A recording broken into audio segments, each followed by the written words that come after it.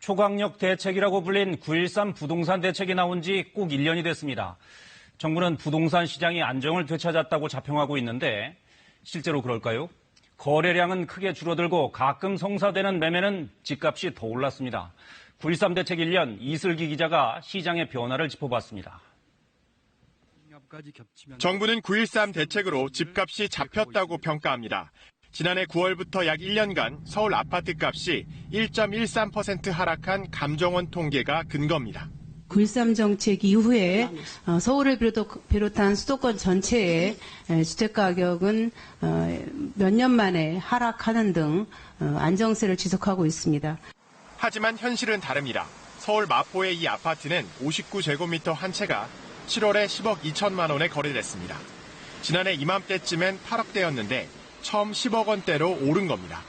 효과가 있었다고 보기는 좀 어려운 것 같고 직장생활 10년, 20년 한다고 해서 모아서 살 수 있는 금액이 아니기 때문에 사실 어떻게 해야 될지 막막한 상황이고 9.13 대책 이전 1년간 서울 아파트 실거래가는 평균 6억 6천만 원, 이후 1년간은 7억 6천만 원으로 오히려 1억 원 넘게 올랐습니다.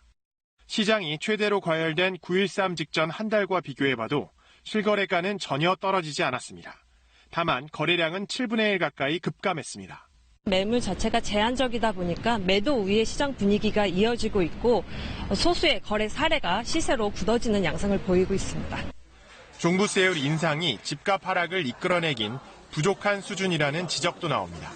다주택자들 위협을 느낄 정도가 아니에요. 그러니까 그냥 들고 가겠다고 생각할 수 있을 정도거든요. 지금 시장은 내리누르는 힘은 약하고 그 가격 올라가는 것만 좀 잡아주는 정도인 거죠. 다만 유주택자에 대한 청약을 제한하는 등 청약 시장을 무주택 실소유 중심으로 재편한 건 9.13 대책의 성과로 꼽힙니다. 시행을 앞둔 분양가 상한제의 적용 범위와 수준이 앞으로 집값 향방의 변수가 될 것으로 보입니다. KBS 뉴스 이슬기입니다.